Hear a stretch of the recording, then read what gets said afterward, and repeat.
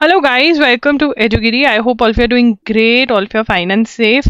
तो अगर आप पहली बार एजुगिरी पर आए हैं, 6 PM पे हर रोज हम द हिंदू का एनालिसिस करते हैं इस चैनल पर।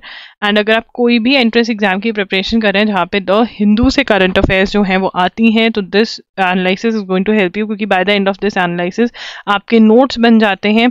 Bye the end of this analysis आपको सब चीज़ें समझ में आ जाती हैं। एक्सप्लेन करने की रिस्पॉन्सिबिलिटी मेरी है, और बाई चांस आपको कोई डाउट रह जाता है तो मैं हर संडे डाउट सेशन भी लेती हूँ। ये सब कुछ फ्री ऑफ कॉस्ट हो रहा है, आपको बस क्लासेस अटेंड करनी है।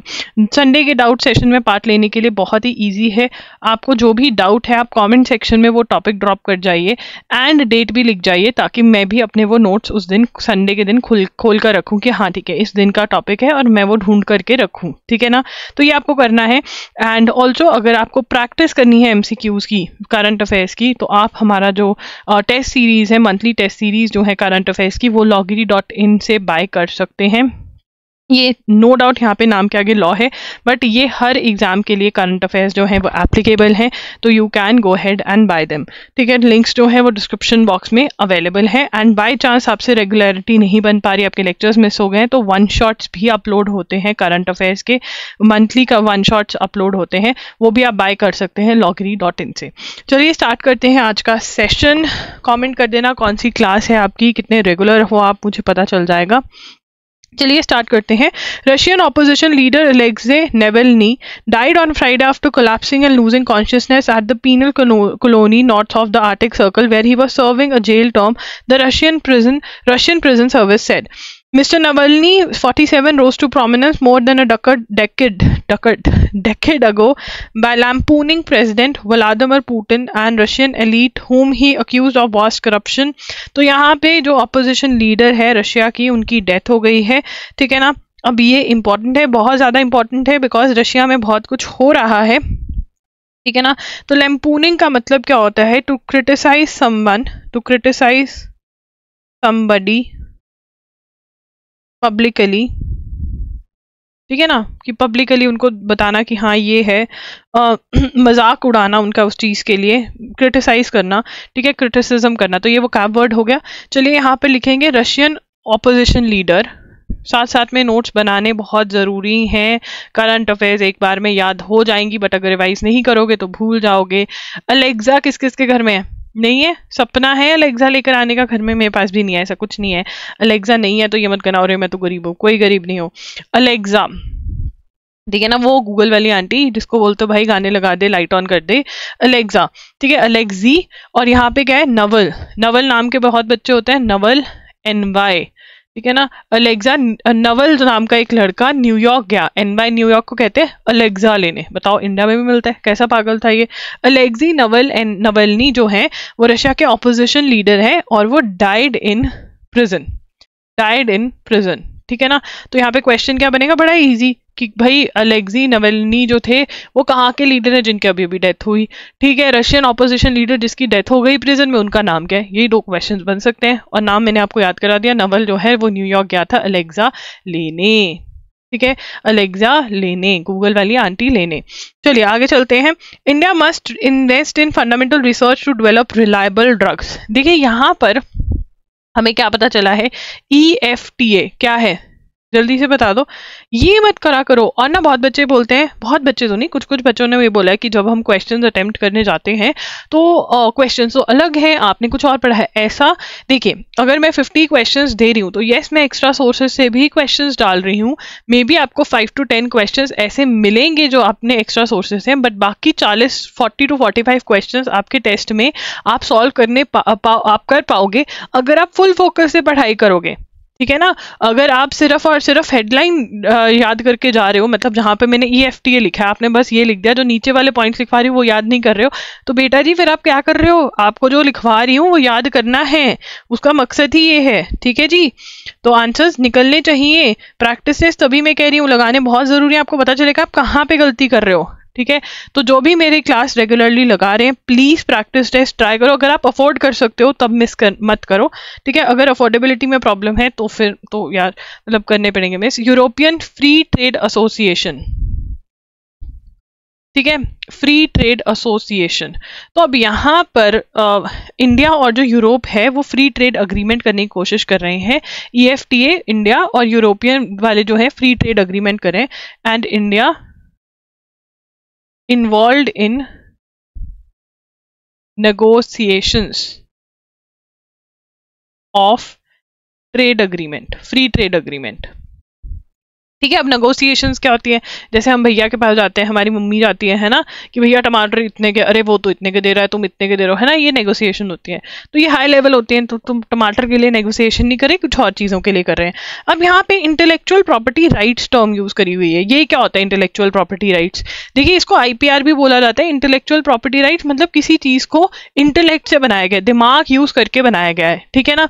अब उसको हम कॉपीराइट कह देते हैं, जैसे कोई नॉवल लिख देता है, कोई सॉफ्टवेयर भी बना देता है, उसका कॉपीराइट हो जाता है उस पर। मतलब हम ऐसे नहीं कॉपी कर सकते कि उठा के कॉपी कर दी, ठीक है। पेटेंट मिल जाता है दवाई के लिए, मेडिसिन के लिए, जिसको ड्रग्स कह देते हैं, ठीक है। तो ये ट्रेडमार्क हो जाता है, किसी ने भाई अपना नाम जो है वो बढ़िया रखा है, जैसे हमने एजुगिरी लॉगिरी रखा है, ट्रेडमार्क कि कोई और नहीं कॉपी कर सकता उसको, ठीक है। तो ये IPR हैं, ये IPR की एग्जांपल है, intellectual property right. Intellectual property right मतलब उस प्रॉपर्टी पे राइट जो आपने अपनी अकल से बनाई है, दिमाग से बनाई, इंटेलेक्ट से बनाई है, दिमाग को यूज करते हुए बनाई है। अब हम बार बार हर रोज एक चीज के बारे में पढ़ रहे हैं, अगर आपको याद होगा, और वो कौन सा पॉइंट है, हम पढ़ रहे हैं बार बार डाटा एक्सक्लूसिविटी के बारे में। पढ़ रहे हैं या नहीं पढ़ रहे? जो बच्चे रेगुलरली क्लास लगा रहे हैं, पढ़ रहे हैं? डाटा एक्सक्लूसिविटी क्या याद क्या है? डाटा एक्सक्लूसिविटी कि भैया जो मेडिसिन बनाई है उसका डाटा शेयर नहीं करेंगे, क्लिनिकल रिसर्च का जो डाटा है वो शेयर नहीं करेंगे हम 6 साल तक, ठीक है, 6 ईयर्स तक हम वो शेयर नहीं करेंगे। तो अगर आपको जेनरिक मेडिसिन बनानी है, मतलब अगर आपको कॉपी करनी है मेडिसिन, तो आप खुद ही अकल लगाओ कि क्या डाला है इस मेडिसिन में, ठीक है ना। तो इंडिया को कह रहे हैं कि भाई डाटा एक्सक्लूसिविटी दे दो हमें 6 साल के लिए। इंडिया कह रहा है कि नहीं, मैं नहीं दे सकता। कि डाटा एक्सक्लूसिविटी किसकी? मेडिसिन की, जिसको ड्रग्स भी कहते हैं, जिसको ड्रग्स भी कहते हैं, ठीक है। ये पॉइंट क्लियर है, कोई दिक्कत नहीं होनी चाहिए इस पॉइंट में, बहुत ही इजी पॉइंट है। अब यहाँ पर ये बता रहे हैं कि भाई ये डाटा एक्सक्लूसिविटी वाला इतना इंपॉर्टेंट पॉइंट किस किस के लिए है? स्विट्जरलैंड और नॉर्वे के लिए ये बहुत ज्यादा इंपॉर्टेंट है, जो EFTA के मेंबर्स हैं। क्यों? क्योंकि वहां पे बहुत सारी फार्मास्यूटिकल कंपनीज है। फार्मास्यूटिकल कंपनीज कौन सी होती है? जो मेडिसिन से रिलेटेड काम करती हैं, जो ये सारी रिसर्च करती हैं नई मेडिसिन के लिए। अब आप कहोगे कि यार मेडिसिन तो दान पुण्य का काम है, बट ये दान जो है क्यों नहीं कर सकते? अब वो कह रहे हैं कि मान लो कोई मेडिसिन बनी, ठीक है ना, XYZ डिजीज के लिए बनी। अब ये XYZ डिजीज बहुत कम लोगों को होती है, ठीक है ना, XYZ डिजीज बहुत कम लोगों को होती है।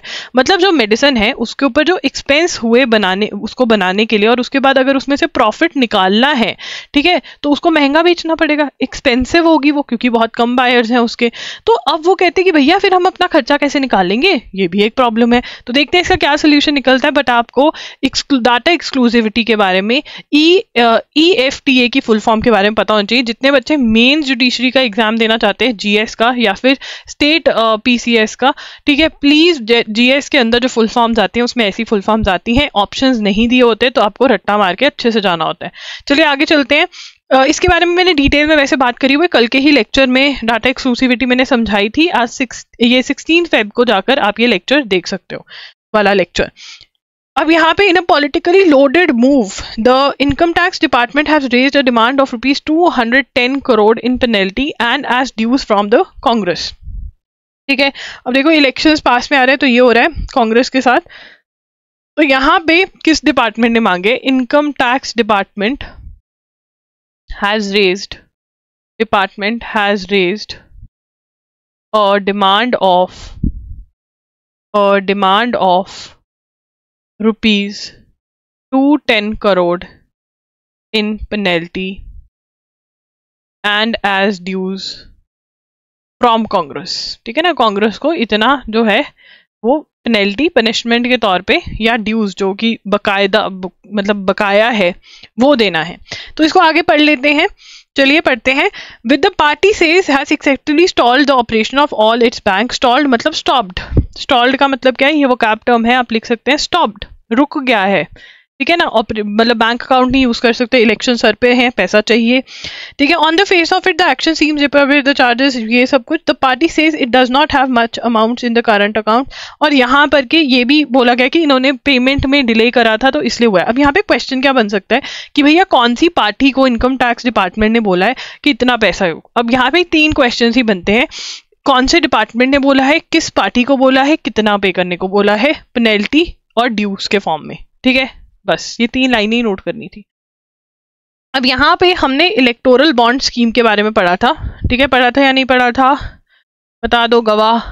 इलेक्टोरल बॉन्ड स्कीम क्या है, इलेक्टोरल बॉन्ड स्कीम क्या है इसके अंदर, ये रिविजन करवा रही हूँ मैं, जल्दी से बता दो। पॉइंटर्स चाहिए मुझे फटाफट से, पॉइंटर्स नहीं मिले ना बेटा जी तो बहुत बहुत पिटाई होगी, ठीक है। तुम क्लास में फोकस कर लिया करो यार, टाइम वेस्ट करने आ रहे हो अपना यहाँ पर। क्यों नहीं समझ में आ रहा है तुम्हें, नहीं समझ में आ रहा तो पूछो, पर आंसर चाहिए मुझे। इलेक्टोरल बॉन्ड स्कीम, देखो यहाँ पर जो पॉलिटिकल पार्टीज हैं उनको आप फंड दे सकते थे, पॉलिटिकल पार्टीज को आप अनोनिमसली फंड्स दे सकते थे। अनोनिमसली मतलब सीक्रेटली, आपको पता भी नहीं चलती, किसी को पता भी नहीं चलता था कि आपने दिया है। चलो इसकी एक एग्जांपल लेते हैं, मान लो ABC एक मैन है, ठीक है ना, और उसको कांग्रेस पार्टी को फंड्स देने हैं, ठीक है ना। अब वो बैंक जाएगा SBI में, क्योंकि ये बॉन्ड्स कौन इशू कर सकता है, सिर्फ स्टेट बैंक ऑफ इंडिया कर सकता था इशू, ठीक है ना। तो SBI में जाके बोलेगा कि हाँ मुझे 1 करोड़ देना है, तो वो दे देगा। अब किसी को नहीं पता चलेगा कि ABC ने दिए हैं, किसी को नहीं पता चलेगा कि एक करोड़ जो दिया है वो किसने दिया है। अनोनिमसली आप दे सकते हो, अनोनिमसली इंडिविजुअल या जो कंपनी है वो डोनेट कर सकती है टू पॉलिटिकल पार्टीज, डोनेट कर सकती है, डोनेट मनी, ठीक है। अब ये जो बॉन्ड्स हैं ये कहाँ पर अवेलेबल होते हैं, ये होते थे सुप्रीम कोर्ट ऑफ इंडिया में नहीं, स्टेट बैंक ऑफ इंडिया के पास अथॉरिटी थी, वो इशू कर सकता था। कुछ कुछ पर्टिकुलर ड्यूरेशंस होते थे जब ये बॉन्ड्स इशू हो सकते थे, और ये किसको होते थे, रजिस्टर्ड पॉलिटिकल पार्टीज के लिए ही हो सकते थे, रजिस्टर्ड पॉलिटिकल पार्टीज को ही ये दान दे सकते थे। अब ये सुप्रीम कोर्ट ने क्या डिक्लेयर कर दिया, Supreme Court declared electoral bonds as unconstitutional. Electoral bonds की स्कीम को क्या डिक्लेयर कर दिया, अनकॉन्स्टिट्यूशनल। क्यों भाई, क्यों डिक्लेयर कर दिया अनकॉन्स्टिट्यूशनल, क्यों डिक्लेयर कर दिया? सबसे पहले उन्होंने बोला ये अनोनिमस वाला पंगा जो है ये गलत है। उन्होंने क्या बोला, अनोनिमस वाला जो पंगा है वो गलत है। क्यों गलत है भाई? क्योंकि आप किसी की फेवर कर सकते हो कि अब मान लो कांग्रेस को वो बोल के गया कि ठीक है अगर तुम पावर में आ गए, बीजेपी को बोला कि अगर तुम पावर में आ गए तो मेरा ये काम कर देना, मैं अभी इतना चंदा दे रहा हूँ, ठीक है, मतलब चैरिटी दे रहा हूँ पार्टी को। अनोनिमस जो है वो फेवरेबल, आप किसी भी कंपनी के फेवर कर सकते हो बिकॉज उसने आपको पैसा दिया, ये तो गलत है, ठीक है ना। उन्होंने ये भी बोला कि जो वोटर्स हैं, मतलब जो वोट डालते हैं, उनकी फंडामेंटल राइट है टू नो कि पॉलिटिकल पार्टी को कहाँ से फंडिंग आती है, पॉलिटिकल पार्टी कहाँ से फंडिंग आ रही है, ये वोटर्स की राइट है। तो इसी बेसिस पे, इन्हीं दो बेसिस पे सुप्रीम कोर्ट ने कहा कि भैया जो स्कीम है इलेक्टोरल बॉन्ड्स की वो क्या है, वो अनकॉन्स्टिट्यूशनल है, वो अनकॉन्स्टिट्यूशनल है, ठीक है। अब यहाँ पर एक बार इसकी रीडिंग मार देते हैं, आइए फटाफट से। The judgement of the Supreme Court of India on 15th February 2024 striking down the electoral bond scheme is a landmark moment. Democracy requires transparency and the fact is that electoral bond scheme was opaque. अब यहाँ पे ये क्या बोल रहा है, transparency का मतलब कि सबको पता होना चाहिए कि भैया चल क्या रहा है। यहाँ पर नहीं थी। अनोनिमस का मतलब क्या था, सीक्रेट, आइडेंटिटी सीक्रेट रहती थी, पता ही नहीं चलता था कि भाई कौन पैसा देगा, ठीक है। Voters in India have no idea who has been funding political parties and the amounts given. In all leading democracy, transparency is the basis of campaign funding. तो वो कहते हैं ट्रांसपेरेंसी बहुत जरूरी है। यहाँ पर एक और बात बोलेगी कि इन्होंने एक अमेंडमेंट करी थी।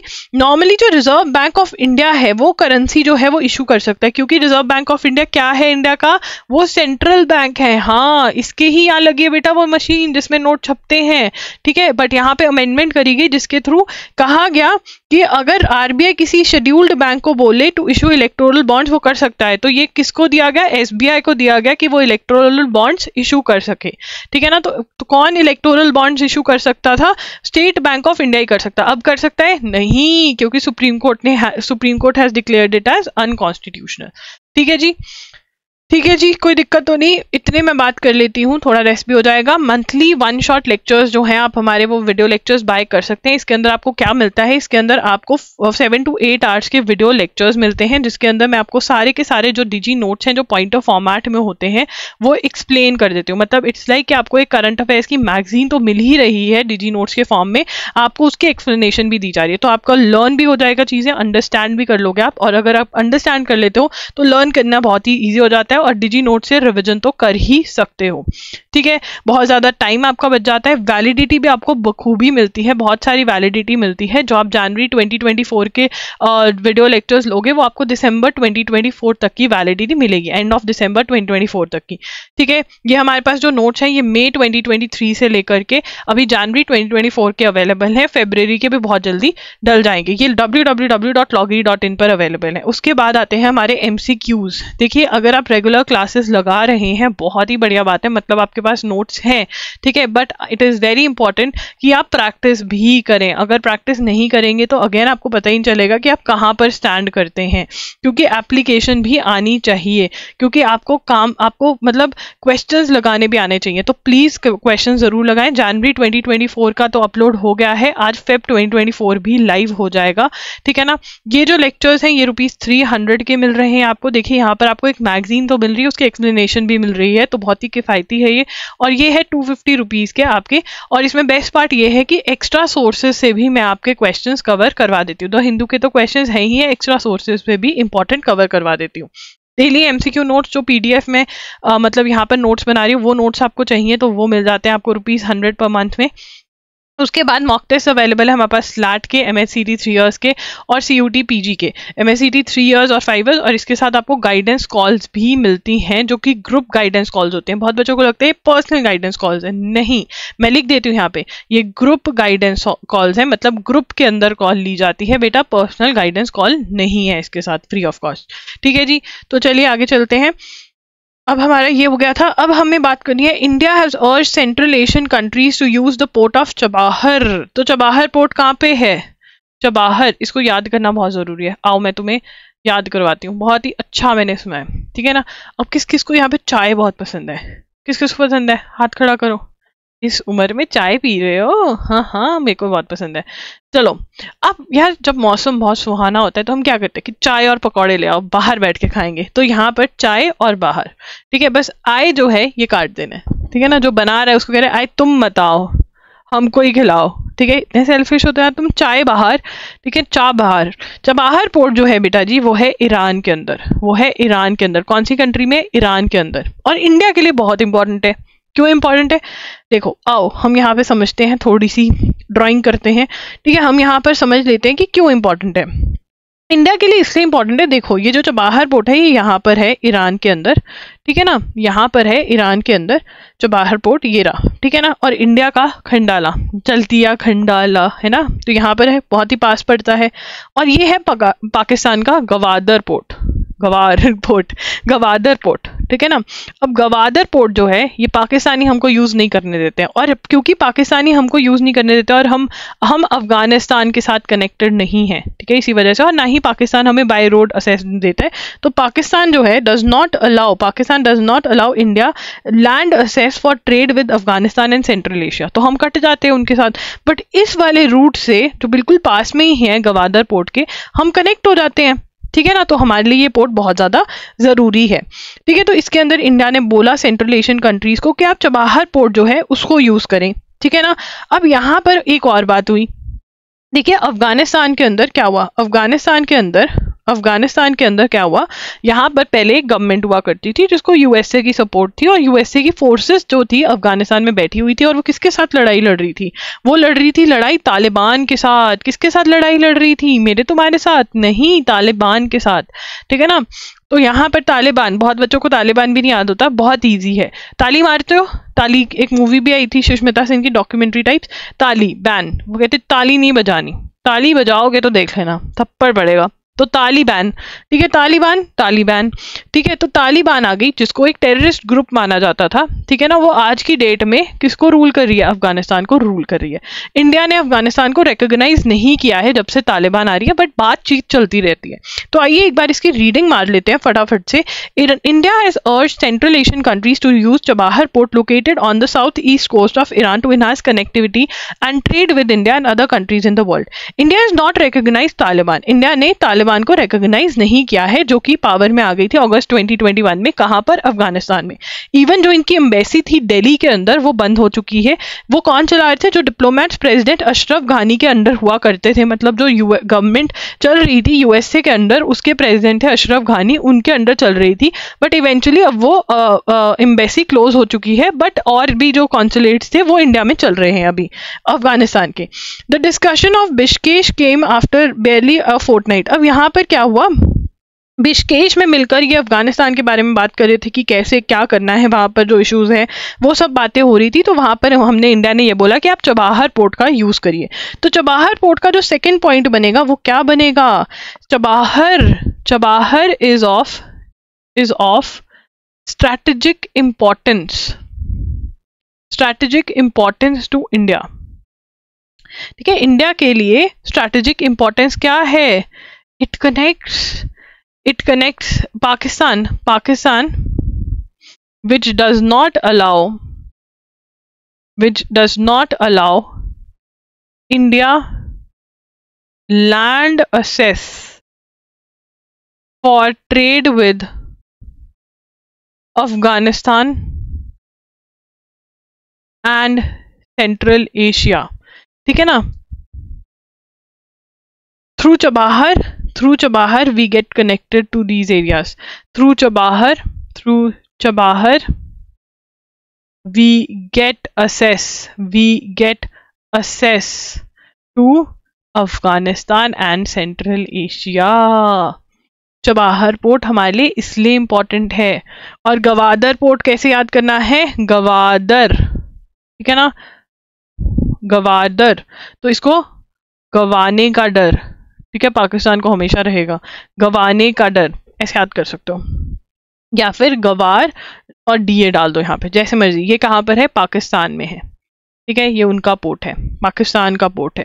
ठीक है जी, कोई दिक्कत नहीं इसके अंदर। चलिए आगे चलते हैं। चबाहर पोर्ट कहाँ पर है? ईरान में है।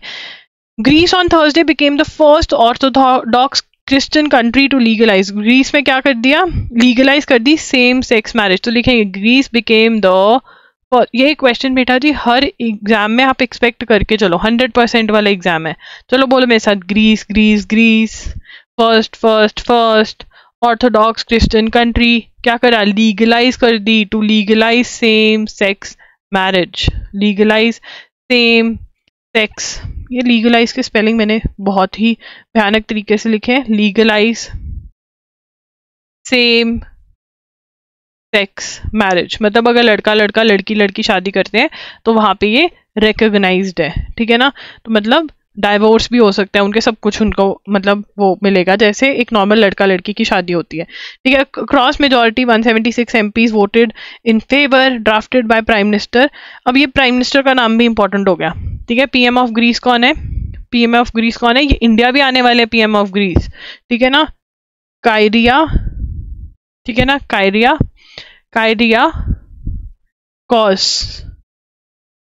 Cos theta मित्सोताकीज,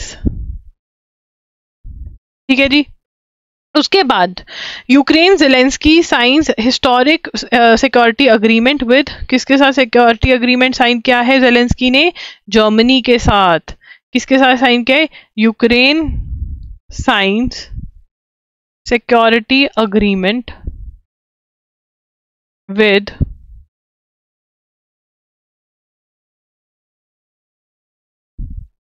Germany. किसके साथ साइन किया है? जर्मनी के साथ। So Ukraine sign security agreement with Germany and France also, it is going to sign with France also. And इसके अंदर ट्रेनिंग हो गई, ठीक है, बहुत सारी चीजें जो है वो हो जाएंगी यूक्रेन के लिए। So it is a big thing, ठीक है। सिक्योरिटी अग्रीमेंट किसके साथ साइन किया? जर्मनी के साथ और फ्रांस के साथ। फ्रांस के साथ भी कर लेगा तो लिख ही लो। उसके बाद म्यांमार्स न्यू लॉ में ट्रिगर मास एक्सोडस। एक्सोडस का मतलब क्या होता है? सबसे पहले हम एक्सोडस का मतलब लिख लेंगे, पहले हम अपने टाइटल डाल लेते हैं नोट्स के अंदर। Myanmar new law can lead to mass exodus. और एक्सोडस का मतलब क्या होता है? Going out, departure of large number of people. Departure मतलब चले जाना कहीं से, departure of large number of people. ठीक है, क्यों होगा departure of large number of people Myanmar से? क्यों करेंगे? क्या है ऐसा न्यू लॉ कि लोग ही वहां से चले जाएंगे? क्योंकि यहाँ पर, ठीक है ना, म्यांमार